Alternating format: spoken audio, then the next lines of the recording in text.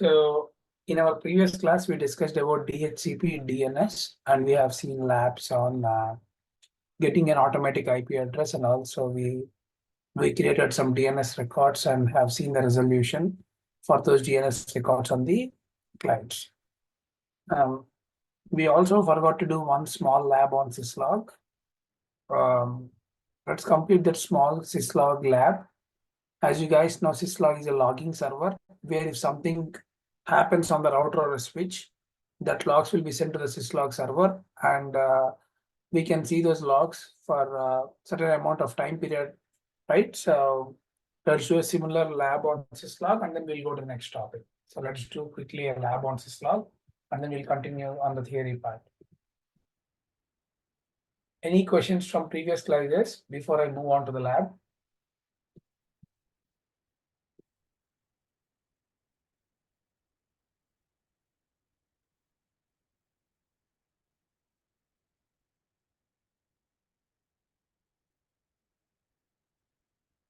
Any questions, guys, from the previous class?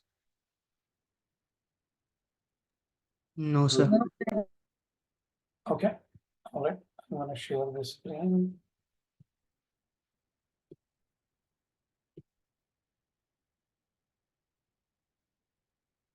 Okay, we'll take a simple.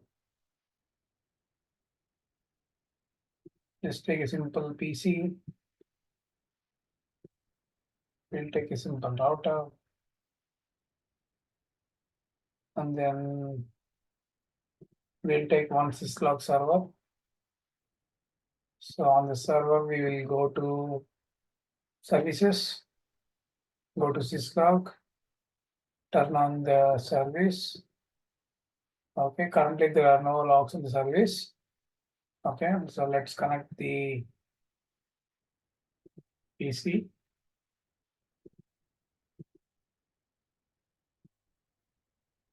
PC to the router. Let's connect one more router to the server. So let's give an IP address of this one. Let's pick this as 10.0.0.10, and this is the gateway 10.0.0.1. And let's pick this as the gateway 20.0.0.1, and then let's pick this as the IP address 20.0.0.10. Okay, so whatever the logs that are generated on these devices, that should be seen on the Syslog server. That is the goal of this lab. So let's go ahead and define the IP address here.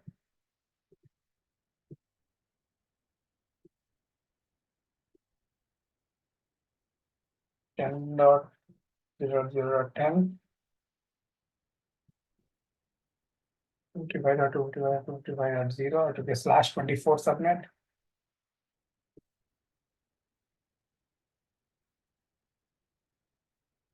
Before we go there, let's also define the gateway 10.0.0.1.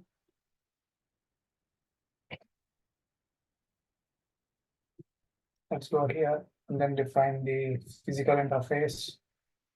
Sorry, config interface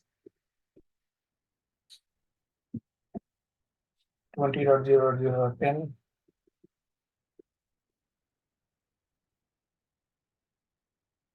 To 55.25.25.0.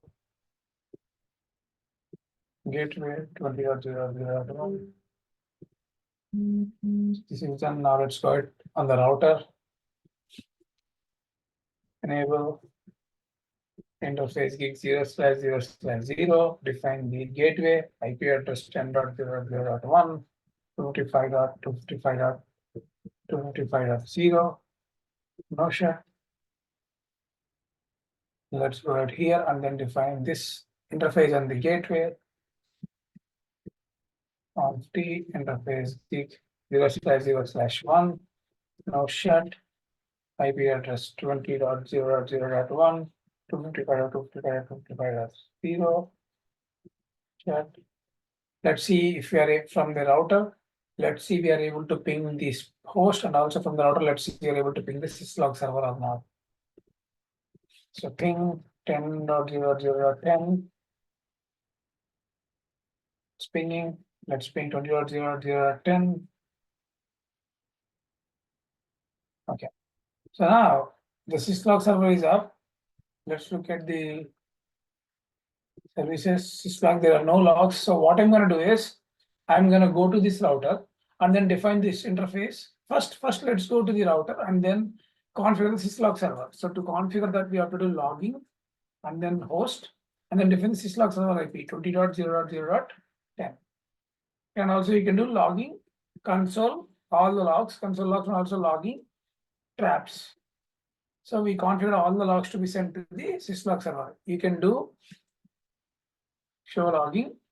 So it will say trap logging level is logged on 20.0.0.20. So which is we are sending the logs to here. So what I'm going to do on the router, I will go to this interface and then shut down the interface, and that log should be generated on the server. Okay, so let's see what happens. So I'm going to go to router interface gig 0/0/0. I'm going to do shut. Okay, so we got a log line protocol 0.0.0, change it to down, and also we got another log interface change state to admin down. Okay, so now let's go ahead and see if the Syslog server got that log or not. If you observe, it's got logs. It's saying that interface gig 0/0/0 has been admin down, and another log change state to down. So that's what we observed here on this router, that the interface went to admin down and also change state to down. So now we are seeing the down messages here, right? So you are seeing 4 messages. So when we do the no shut, you will see more messages here. So I'm going to go here and then do no shut. No shutdown. It says interface change state to up and the line protocol change state to up. So if you observe here, you will see, okay, you got 2 messages. It says change state to up and then line protocol went to up and then change state to up. So you got 2 more new messages. So that is how we are forwarding all the logs from the devices, and then this server will have the capacity to store more amount of logs for n number of days. It can be 90 days, it can be 180 days, depends on the server capacity of the memory. Okay, so that is a simple Syslog lab, guys. Any questions on Syslog?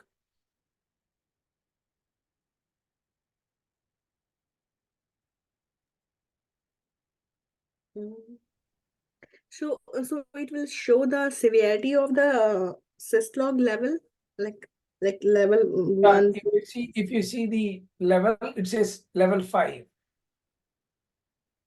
So 5 is the severity of the level. Yeah. Okay, thank you.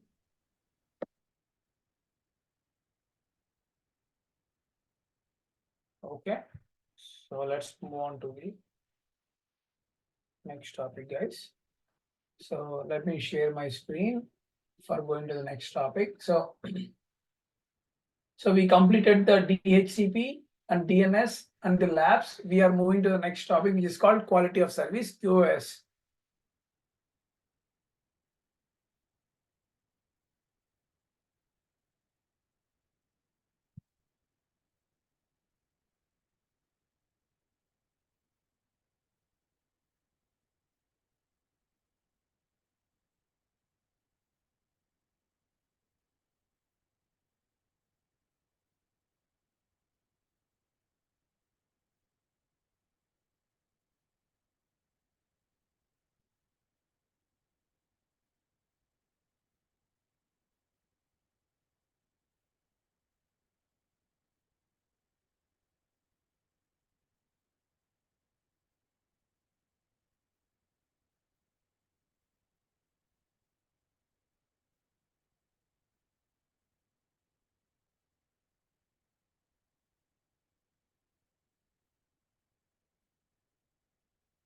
So quality of service is nothing but giving priority of the traffic to send one traffic over the other in the network. So to understand the concept of quality of service, we should be understanding the concept of priority. So whenever there is a network congestion, meaning like whenever there is a high traffic, we wanted to give the priority of traffic for one traffic over the other, right? For example, let's say you are in a traffic jam, and when there is an ambulance, obviously all the cars will give driveway to the ambulance because there is a high priority for a life of a person. That's why the ambulance will be notified by putting a siren so that everyone will give way for the ambulance to go out on the road, right? So similar way, when there is like huge network delays in the packets, when there is a high priority packet, that packet should have the more priority over the other, right? But it is not as simple as it looks in terms of defining that quality of service. There are a lot of components that are needed to define the quality of service. So first, we have to identify the traffic, where we have to define what kind of traffic is it.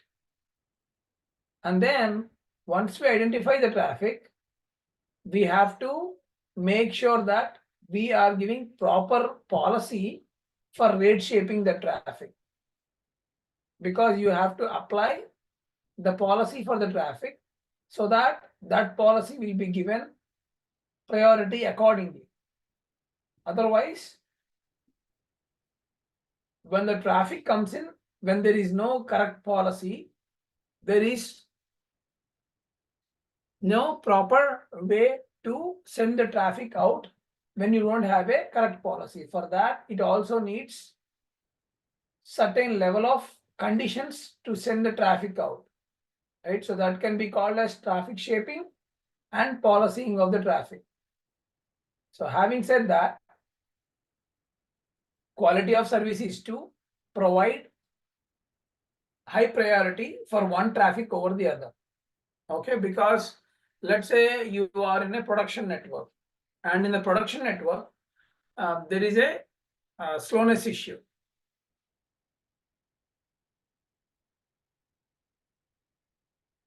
So when there is a slowness issue, your customers are complaining that my files are not loading, and that is impacting our business. So then your users, your internal employees, whatever browsing, they can feel the slowness because they're not bringing money to the business. So they can take the step back, they can go on the back burner, and we can give priority to the customer traffic so that that customer traffic will be sent first, while we hold our employee traffic. So, but before we can do that, we have to identify the customer traffic versus the employee traffic. We have to identify and classify them. That is the bigger part. So that is the use case of the quality of service. Okay. There are few terminologies that you should know before we apply the quality of service. So first step is the classification.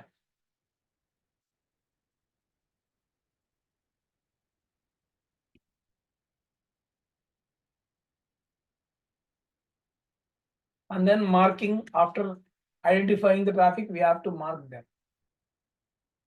And then we can do congestion management.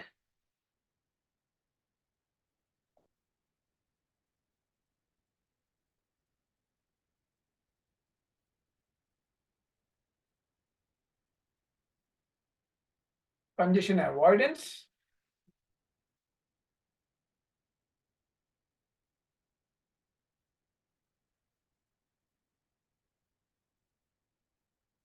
Following the queuing mechanism.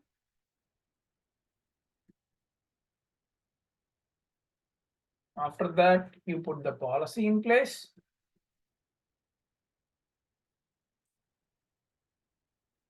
Policing or policing, whatever you want to call it. And then shape it.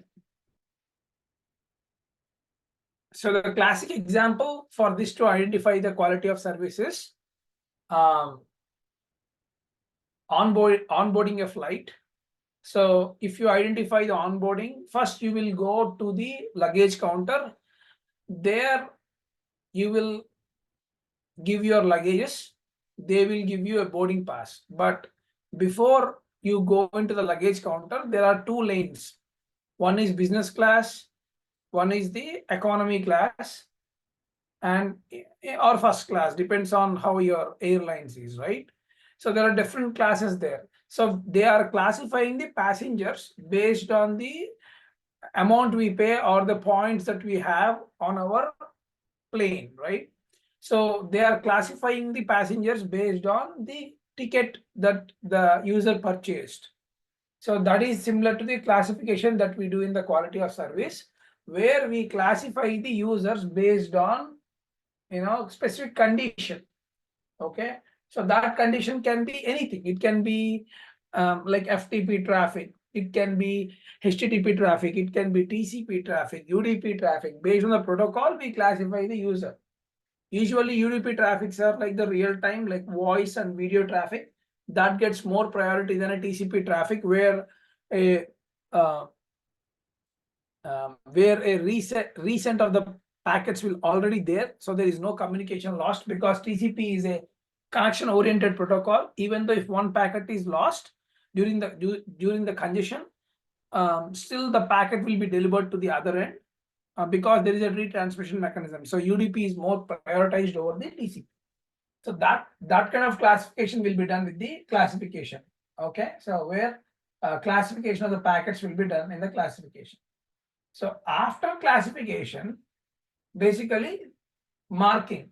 So this marking is as similar to the boarding pass. So based on the marking, based on the classification you got, they will assign you a seat number. You have to go to a specific aisle, whether it could be a front of the plane or middle of the plane or the back of the plane. They will give you a seat number, and they will give you, like, it can be a window seat or middle seat or the aisle, or whatever the seat number you got. They will give you the marking that is same as the marking of the packet. So after classification, they will mark the passenger with specific boarding pass number. That will also have your flight details, and also the plane that you should board, and what is the gate number that you should go to. That all will be there. That is the marking. And also they will put a marking on your luggage. They will put a marking to your check-in bags, that you are you checked in those bags, and then they will mark it. They'll give you a tag value to it. Similarly, on a router, once it classifies, it marks the packet with the header value. Header is nothing but adding like a tag. Think about like VLAN tag. Similarly, there is a tag value that can be applied. It is applied to the packet. It's like a packet header, so that packet can be recognized. That is the concept of marking. Okay, so once the marking is done, let's start talking about queuing. Okay, so we talked about classification, marking, and let's talk about queuing. Queuing is like same as standing in the line. So once your boarding starts, they will start boarding you in terms of your group number. If you are group number 1, you will be sent first. Before that, they will give you queuing mechanism for the gold partner passengers. They will send the 60 plus. They will send the mothers with having infants. There is a queuing mechanism they follow, and then they will generally do the general onboarding. In that, they'll also separate them into groups: group 1, group 2, group 3, and group 4. So like that, the queuing mechanism will be sent, right? So similarly, when the packets are marked based on the queuing mechanism, the packet, whatever packet comes in, that packet will be sent out based on the queuing mechanism. That's what will be done on the queuing mechanism. So after queuing is done, the actual policing will be done. So policing is nothing but it enforces the dropping down. For example, once you do the queuing, policing is where the users will take the seats, right, in the plane. So whoever get onto the plane first, they will get the their seat. So first passenger will go and sit his first seat, second passenger will go in the second row, like that. They will, whoever onboarded first, they can go and take their chairs. They can sit on their allocated seat. Similarly, the policing is where we are enforcing whatever policies that we have, we can enforce them based on the condition that we define. Okay, so shaping is very same as like, once you onboard the flight, if you are on board as a first class passenger, you will get a different meal. You will get a different kind of bed. Sometimes you can also have a shower. So that kind of amenities will be more, luxury will be more in the first class or business class, whereas economy will have less amenities. Similarly, the shaping is where the actual conditions will be applied. For example, if one packet needs like 10 gigabit per second, that packet will be sent with a higher speed. The other packets will be limited to 1 gig. So those kind of conditions are applied on the shaping. So I just wanted to make sure that you understand the concept, right? So that's why I was trying to give a real-time example. But from a router perspective, if I talk in a packet perspective, classification is identification of the packet. Marking is like adding the headers so that it will be marked. Every packet will be classified. Queuing is sending the packets in a queue. Which packet should go first, which packet should wait. Policing is where we will apply the actual policy, and shaping is where we will see the result of the policy. After we apply the policy, shaping is where we will see the actual rate limiting by delaying the packets by storing them in the buffer. Okay, any questions guys on the quality of service mechanism?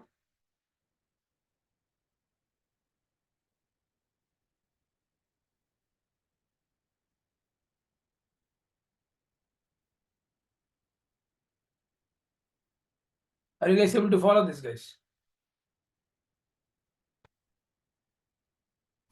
Yes, sir.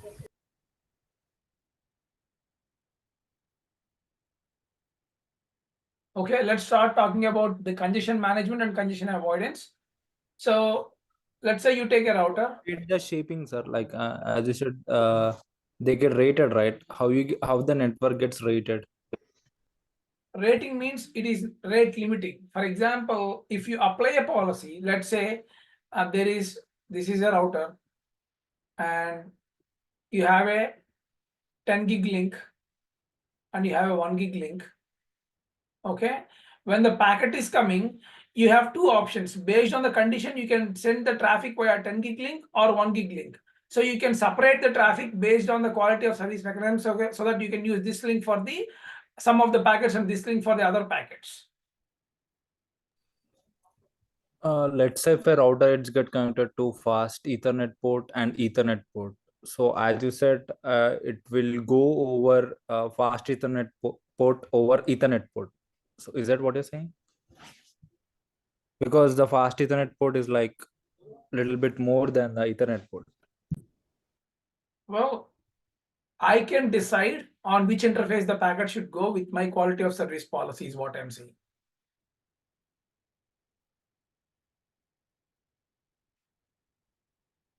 Is that clear? Yes, sir. Yeah. As an engineer, you can decide if you mark a packet, if you write a policy, and if you apply that policy, you can decide which packet can go on which interface. Okay. And not only that, you can limit the traffic. For example, let's say there is a user. This user is trying to send a file. There is a router here, and there's a destination here.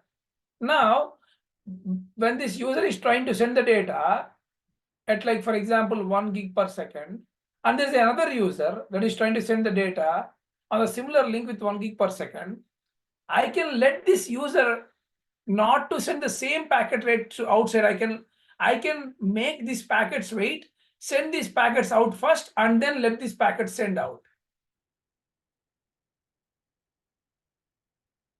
Usually, the router will use first come, first serve, first in, first out methodology without any quality of service. But when you apply the quality of service, we are not doing the first come, first serve, first in, first out basis.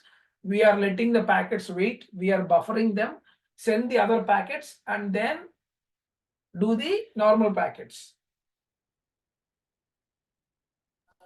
It completely depends on what means they got transported, right?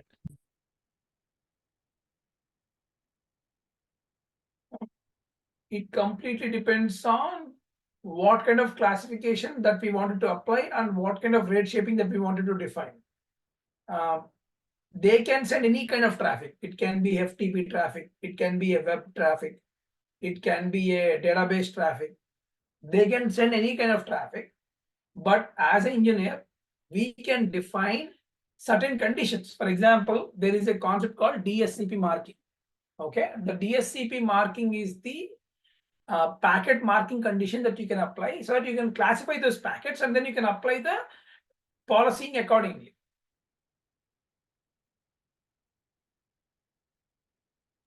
Yes, sir.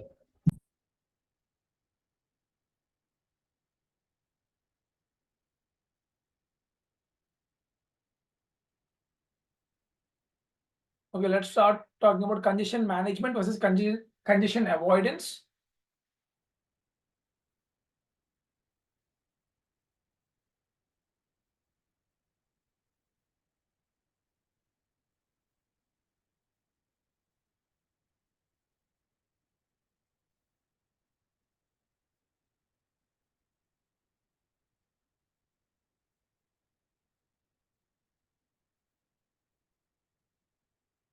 So let's say there is a congestion. Let's say there is like huge traffic. So in congestion management, it prioritizes the transmission of each packet by queuing on the other interface. Let's say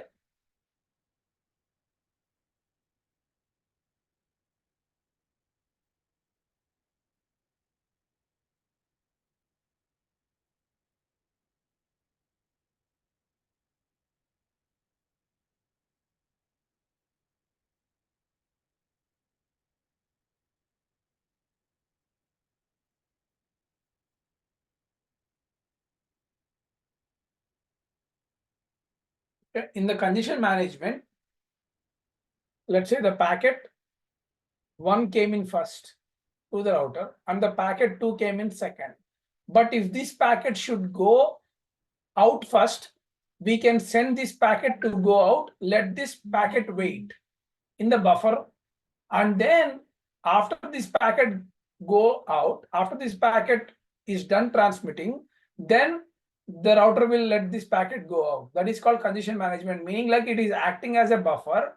Let the other packets go, let other packet get transmitted, and then the second packet will go, which is less priority. That is the congestion management. And congestion avoidance is, so very similar concept. You have two packets, packet 1 and packet 2. Packet 1 comes in first and packet 2 will come in second.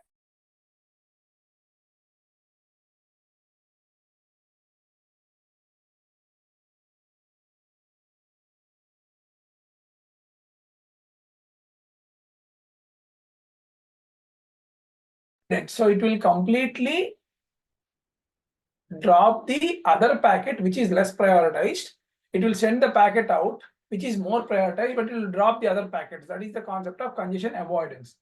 In congestion management, it will prioritize the transmission of each packet by queuing of the other packet on each interface.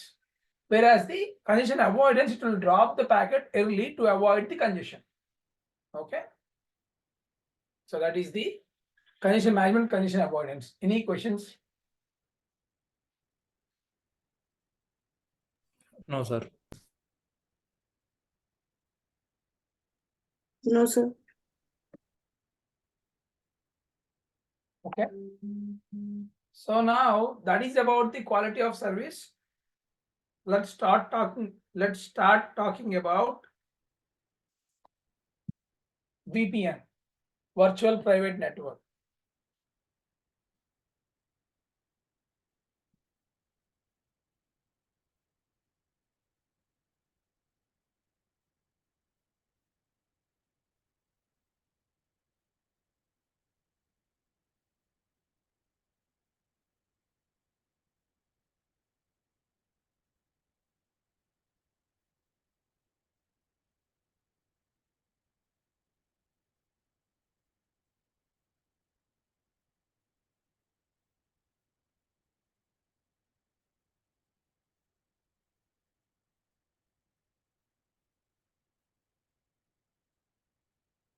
So virtual private network is a encrypted tunnel between two devices. So, for example, you have a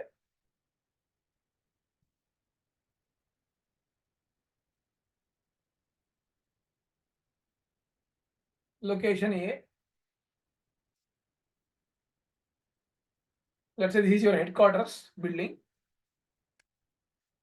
And then there is another location that is a remote location where users are working in a branch office.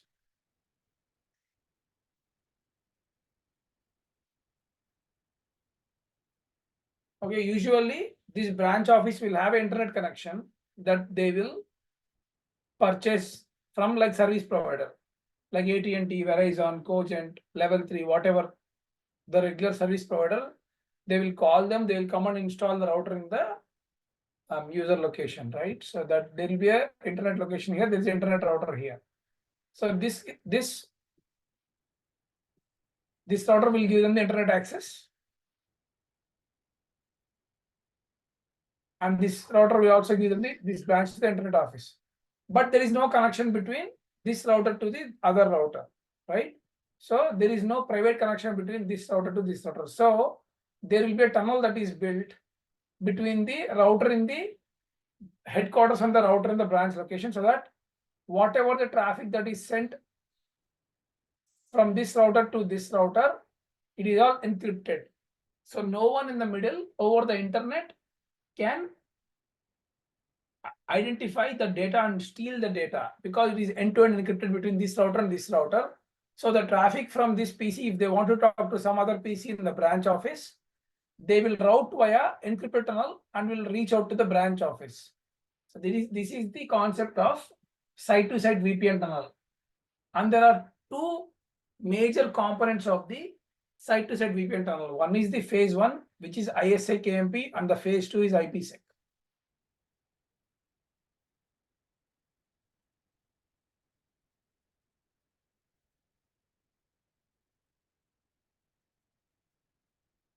So again, we are talking about site-to-site VPN tunnels. When you have two locations and you wanted to make them communicate via secure VPN tunnel, via secure tunnel, that is when a VPN comes under play. And the VPN will have two phases. So the phase 1 is called ISA KMP phase, that is called Internet Security Association and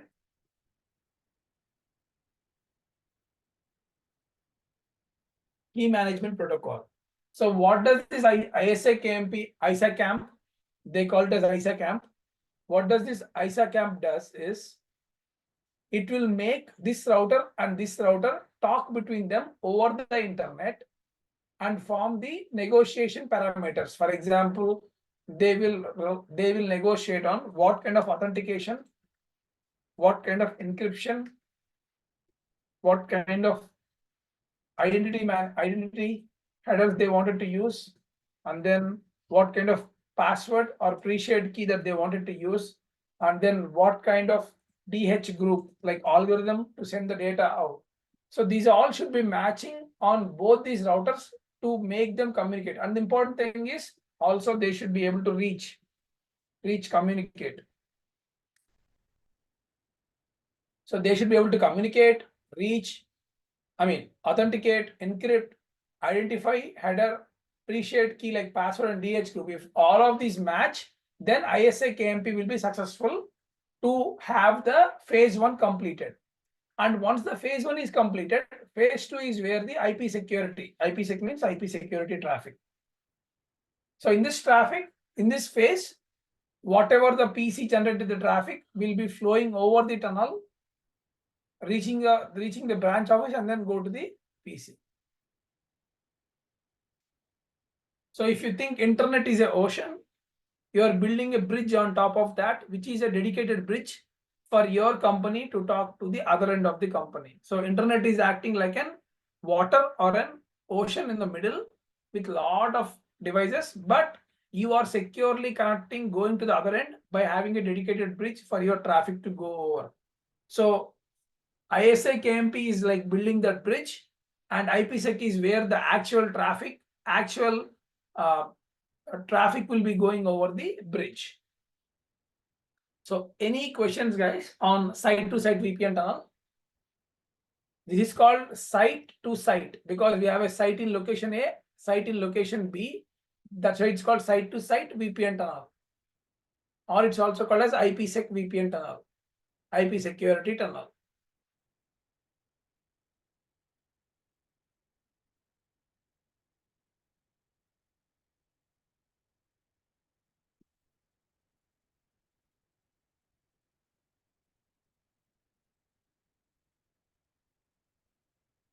Is this concept clear, guys? ISA KMP, IPsec, site to site VPN tunnel. Yes, sir. Okay, there is another type of tunnel called remote SSL VPN tunnel. So let's talk about that.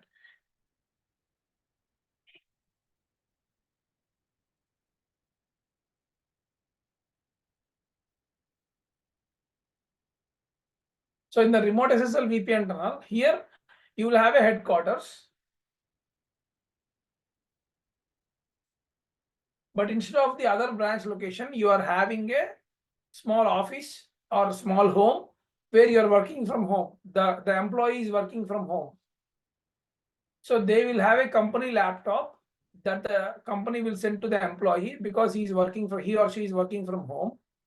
And this employee should form a VPN tunnel to this company. From his laptop, there will be a small software which is called a thin client or a client software.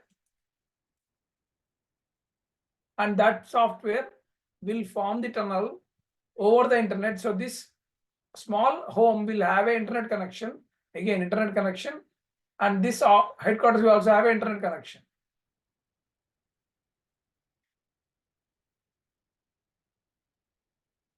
So now there will be a tunnel over the internet between this PC to the headquarters.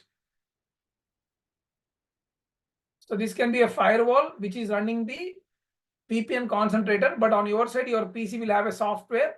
For example, if you use any connect, there will be any connect software on your laptop. If you're using Palo Alto, there is a global product VPN software. If you're using Juniper, there is a Pulse Secure software. So every vendor, whatever that you are using, will have its own software that is installed, so that software will be talking to the company gateway where the VPN router is installed on. So there will be a tunnel, which is a dynamic tunnel on a HTTPS port, because it's no longer ISA, KMP or IPsec, it's using HTTPS because it is lightweight. So your PC will form the tunnel to the headquarters with HTTPS protocol. So this is called the remote SSL VPN. As the name it says, the users are remote and they are using SSL. SSL is nothing but HTTPS, right? HTTPS is the backend port, but SSL itself is the protocol, and it's using the VPN tunnel. So users are building the VPN tunnel to securely log into the headquarters. That's where the remote SSL VPN come under the picture.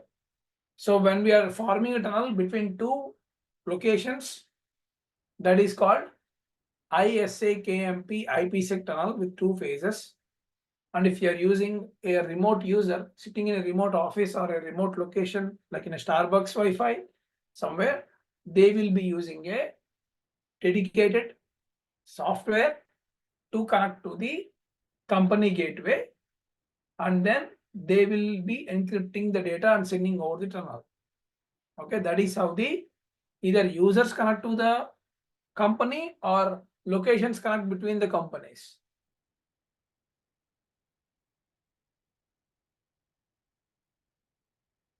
Okay, so if you talk about the port numbers, the ISA KMP uses the UDP port 500.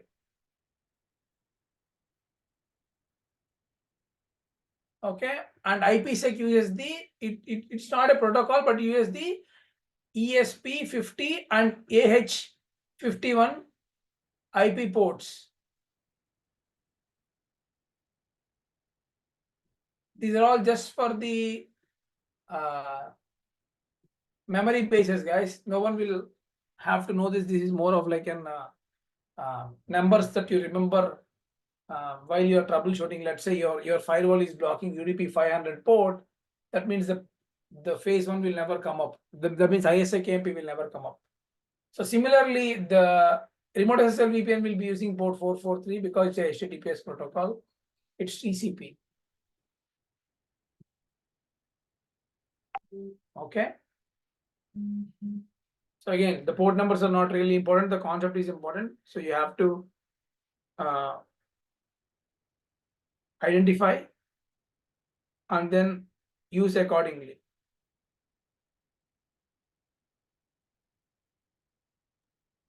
Sir, can you explain just briefly about just in the remote SSN there is a just Remote briefly. SSL VPN is user sitting somewhere in the world and they wanted to connect to their office. Let's say you are sitting somewhere in Starbucks, you are connected to Starbucks internet, but you wanted to securely access your company resources like company files, something. You cannot use the local internet to connect to the company. Then what you will do, you will install a software on your computer and then you will hit the company gateway that will form a tunnel between your laptop to the company router or company firewall. And then once the tunnel is formed, then it is securely sending the traffic over the tunnel, which is encrypted tunnel. Thank you, sir.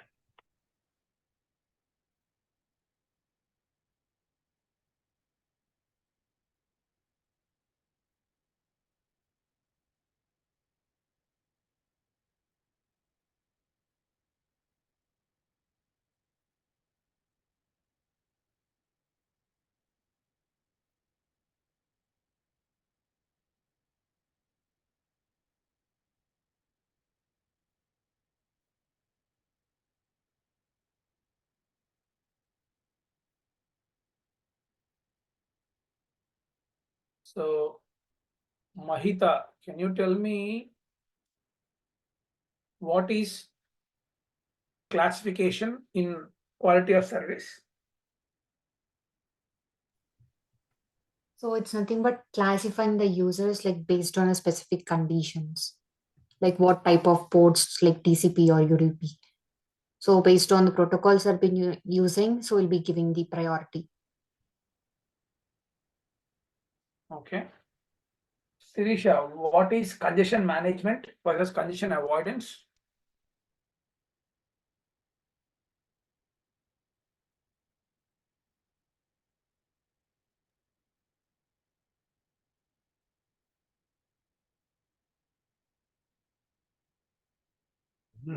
Yeah, so congestion management, it deals with handling when it occurs once, whereas congestion avoidance, it focuses on like it preventing it from happening from the first place.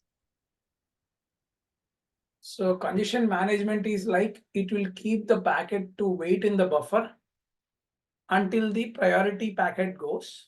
Avoidance is like it will completely drop the other packet, let it retransmit, and it will make sure that it is avoiding the congestion by dropping the other packets. But management is like even though there is congestion, it let the packets to wait in the buffer, let the other packets go. Okay. Shravan, what is policying in quality of service? Where enforces the rate limiting based on the marketing of the traffic. Yeah, we are enforcing the rate limiting, yes, because we are applying the policy in there. And then what is the difference between shaping them? Whereby where in the shaping we're delaying the packets for a certain amount of time, and then the primary packets will let go. Yeah, so in the policy, you will apply the whatever the policy that you wanted to make on that specific traffic. Shaping is where that policy will take into the action, right? So once you apply the policy, let's say you applied a policy that one packet should go on a 10 gig link. Shaping is where actually that is getting into the action. That's where it is going via 10 gig link. So that is the major difference. Okay. Madhu, what is a VPN and why it is used?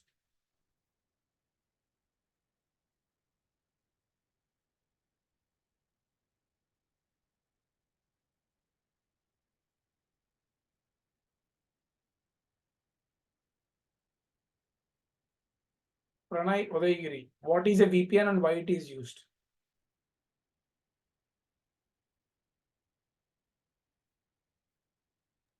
Yeah, basically, VPN is a kind of a virtual private network. Like it is like to establish a secure and encrypted connection over the internet. Yeah, it is a secure encrypted connection over the internet. That is Using correct. a tunnel, like by making a tunnel. Yeah. Sai Vardhan, what is site-to-site VPN?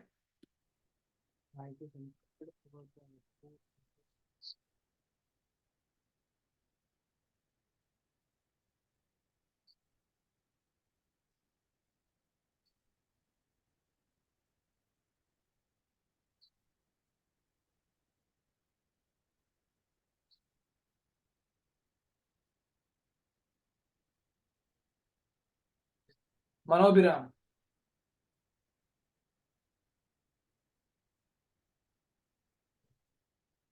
What is the site-to-site VPN tunnel and why it is used?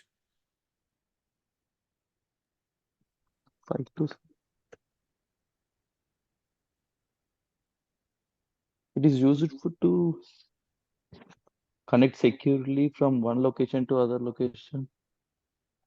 Yeah. Like using a tunnel. When you're building VPNs between two sites, that is called a site-to-site VPN tunnel. Krishna Chaitanya, what is ISA KMP?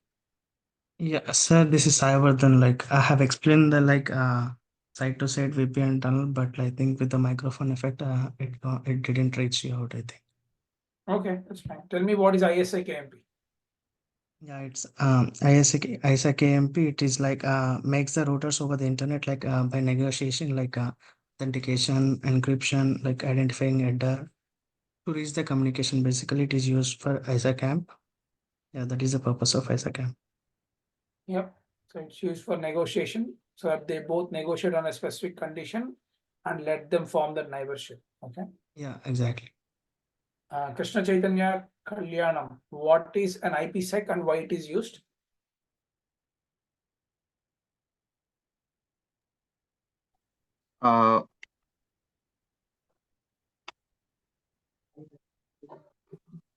Sir, sorry, sir. This is Madhu. I was also telling in mute at that time. I did not realize that I'm in mute. I was telling the answer about VPN. Okay, okay, Madhu, Yeah. that's fine. If you want, I can tell. Yeah, tell about IPsec.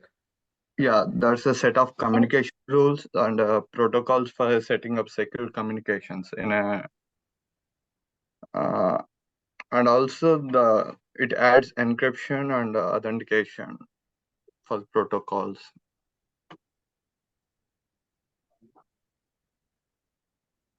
So IPsec is where the interesting traffic will flow. Once the ISA KMP forms the basic underlay to make the communication happen, and IPsec is where the actual user traffic, the data traffic will flow over the tunnel.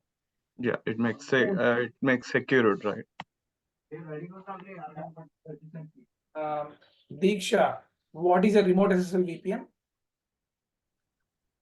So when like it will form a secure tunnel with end-to-end encryption. Like when a user is sitting at like if a user is sitting with an open internet at a place, the VPN client will make sure that the transfer of data from the location to the company is secure. It will use HTTPS protocol to form that connection, the tunnel. Yeah, that is correct. So when a user is sitting on an open internet somewhere in an open internet site, they will form a secure tunnel to the headquarters so that his or her traffic is secured over the tunnel. Okay. Yes. All right, guys. Thank you. That's all, guys. Let me stop the recording and open the floor for any questions for the last 3 minutes.